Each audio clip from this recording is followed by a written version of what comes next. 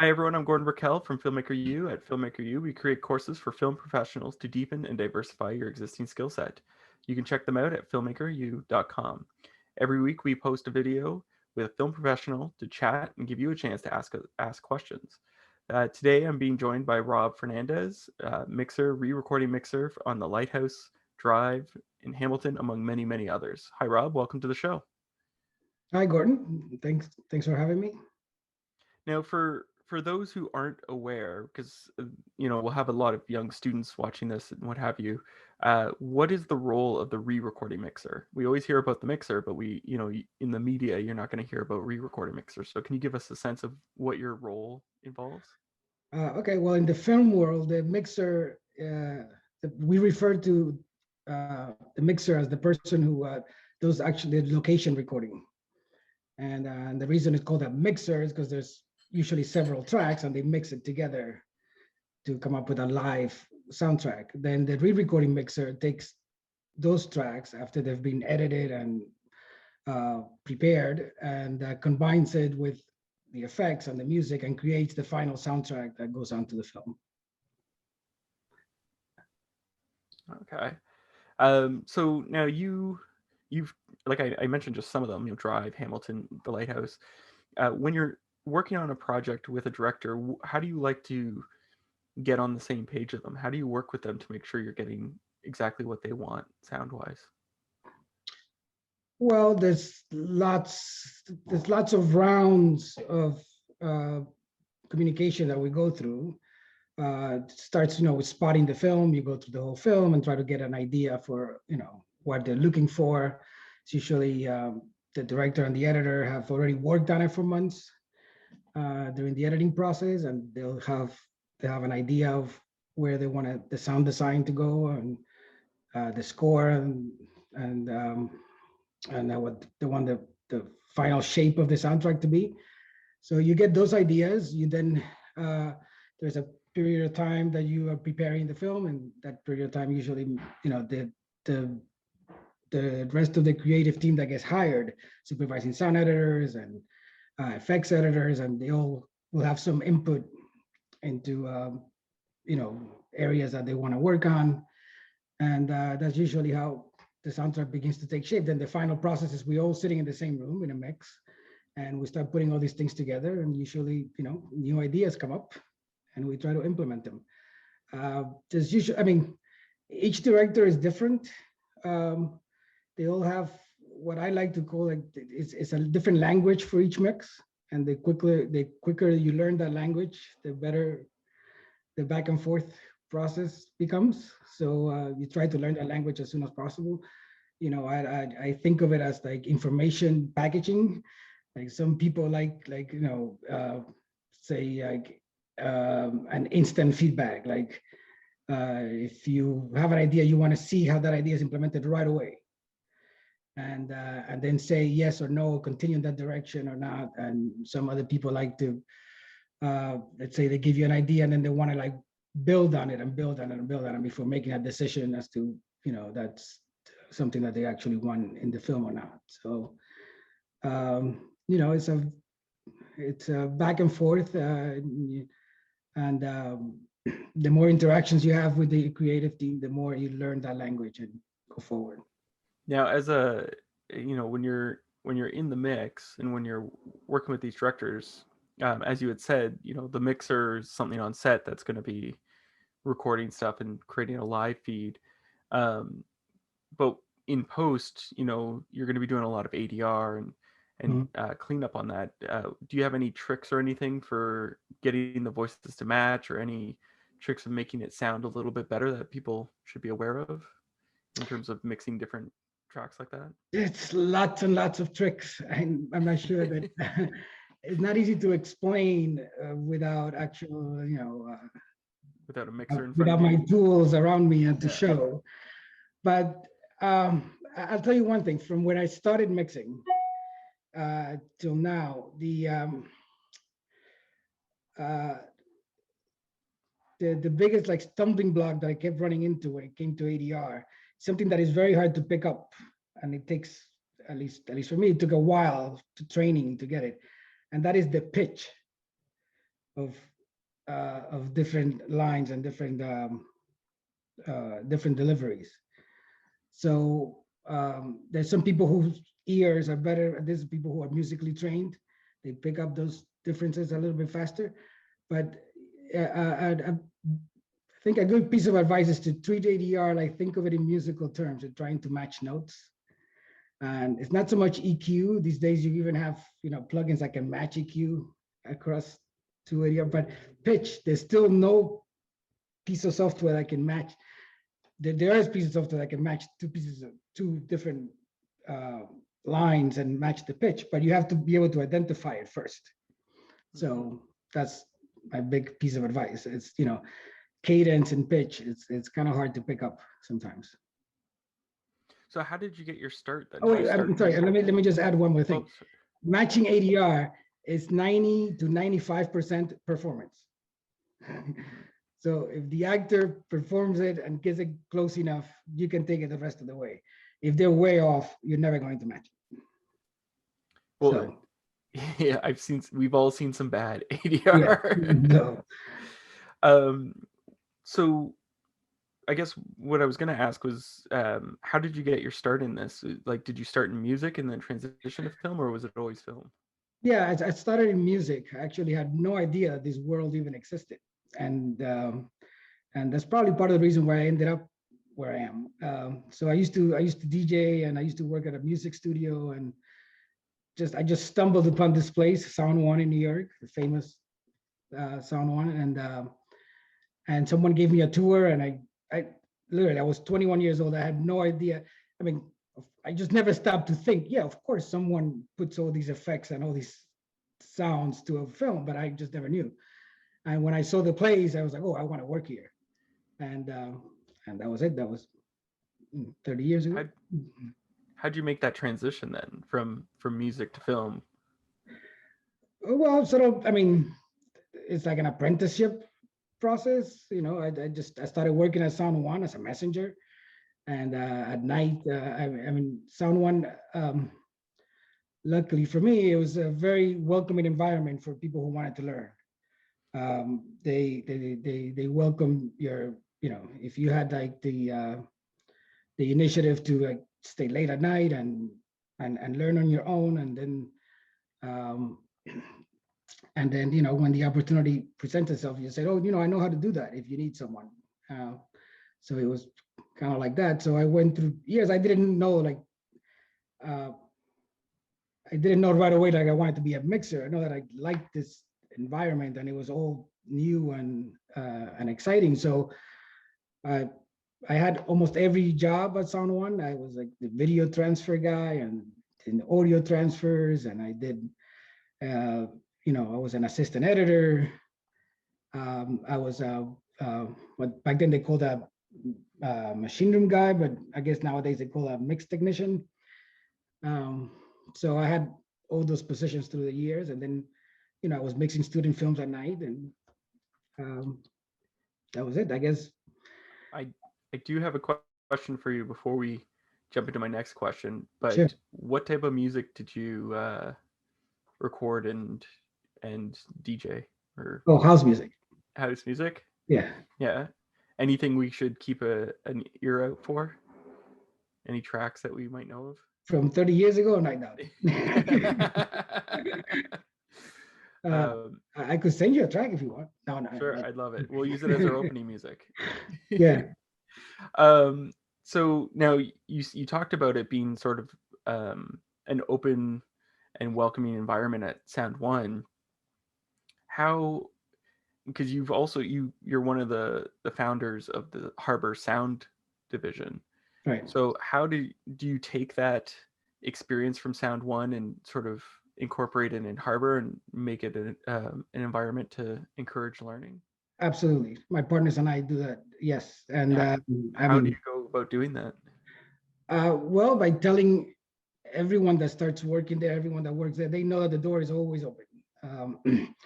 And even we had an intern program for a while. I don't know what it's going to look like post-pandemic, but they're welcome to come and sit at the mix and watch us work and any questions they have. I mean, that was the environment that I learned it.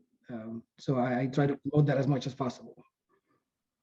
And for those students out there who are wanting to get into this, what does Harbor look for in students? Like, what should future students do if they want to get an internship? I guess contact. No, I mean, like Chelsea. like, From are you looking for them to have tons of experience coming in, or no, not tons. The drive and the initiative and the desire is the most important thing, are the most important things. What I tell students is learn Pro Tools. Yeah. You know, and yes, granted, there are tricks in Pro Tools that you're only going to learn once you are working next to someone who's more experienced. But the basics of it, you can pretty much learn on your own. I mean, you can watch YouTube videos, all night long. And so you should know that. You should know the basics of it. It's not, and it's not a really huge investment to just get like, the basic Pro Tools software and install it on a laptop and just know it. So that's like a given. That's like not even a question that someone would ask if they're trying to hire you. They just assume. This is the universal software that we all use. So I would definitely recommend that if you're interested in post sound. You should know that.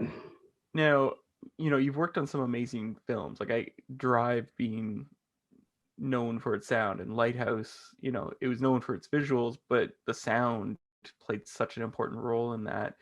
Is there a scene from your career that you're most proud of the work you've done? But since you mentioned Drive, there's a scene in Drive that I will, that I'll never forget. When he's sitting in the car with the watch, waiting for them to come out of the, I can't remember now, it's a bank or something. We spent at least a day on that scene alone. Yeah. And it was all about that watch.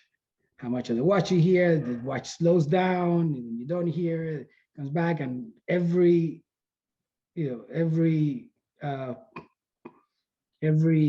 possibility. Like, so, you spend days and days and days, and the audience never knows that, of course, but I remember that scene for sure. Was there a challenging scene in Drive that you found most challenging, or would that be the same scene? Well, that scene and the opening sequence, we spent a lot of time on. Yeah. I would say about the opening sequence that made it so difficult. Well, did you know that there's that underscore that drives it, mm-hmm. And so Nick wanted like all the sounds to be subdued during that first. You wanted to build and one of the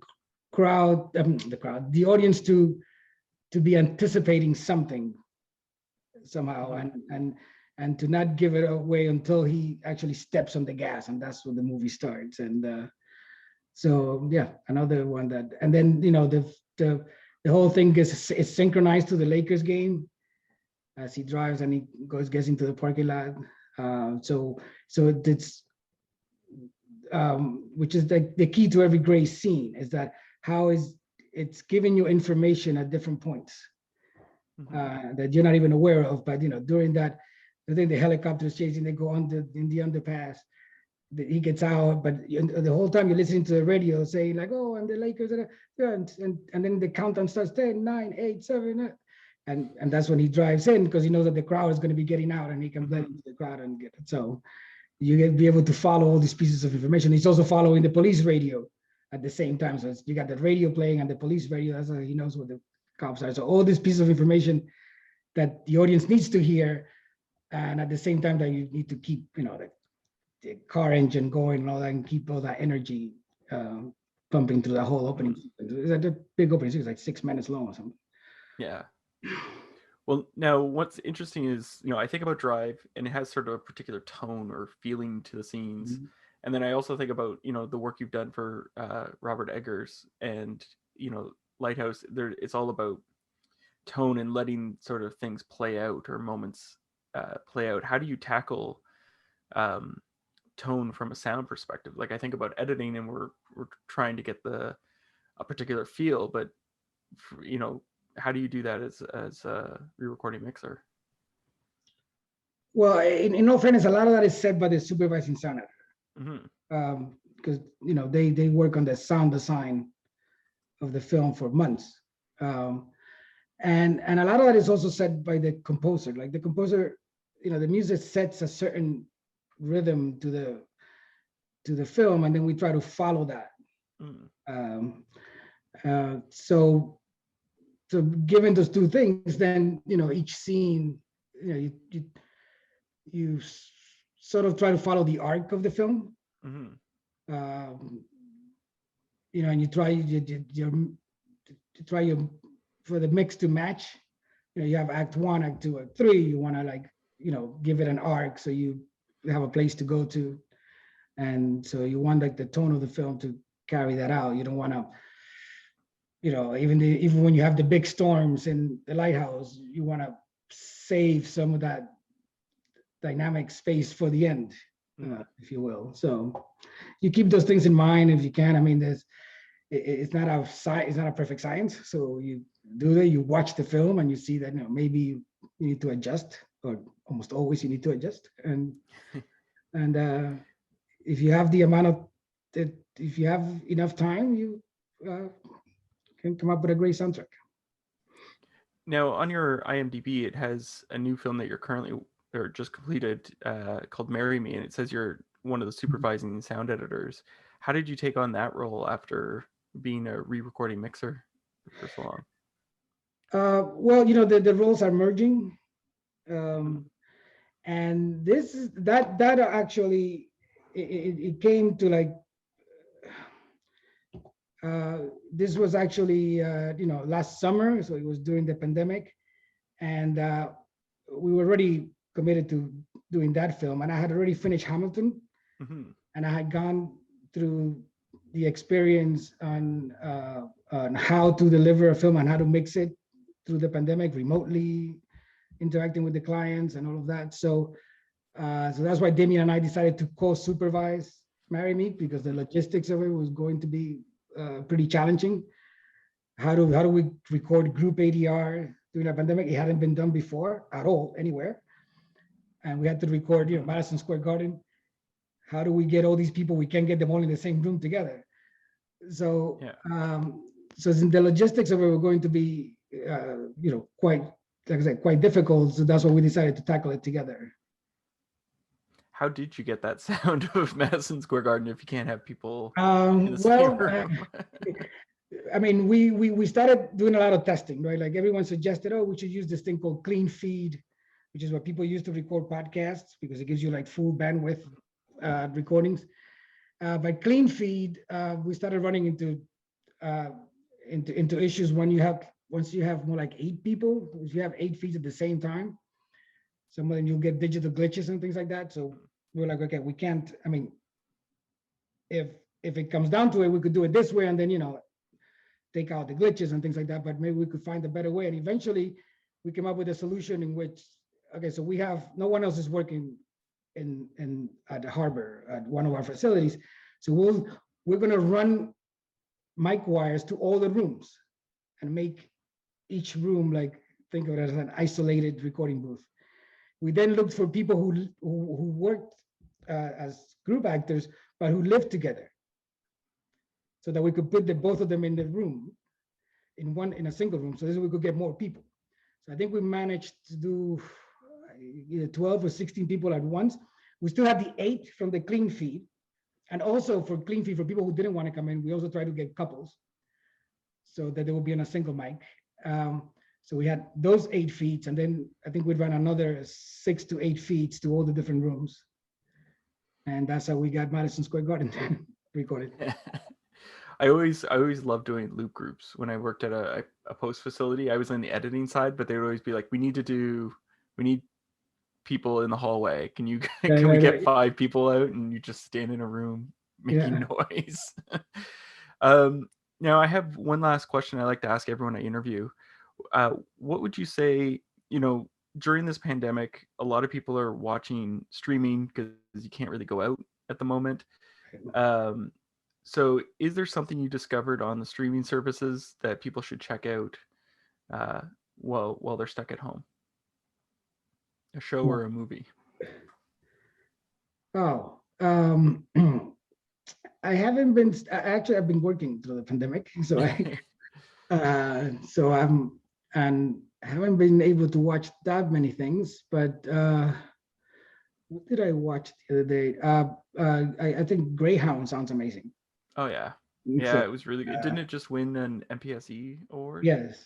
Yeah. Trent Warren Definitely Shaw did an amazing job, and Mike Winkler, and so that was I really enjoyed that. I watched a film the other day that I thought was Stowaway.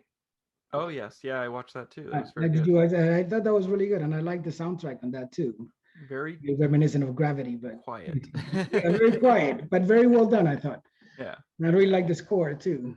Yeah. So I don't know. Those are, I caught up on Ozark. Yeah. I watched all of Ted Lasso, of course. It's amazing. Yeah, of course. And the new one's coming in July. I know. I can't wait. I know. That same here. Yeah. Well, thank you so much for letting me interview you. Oh, thank you.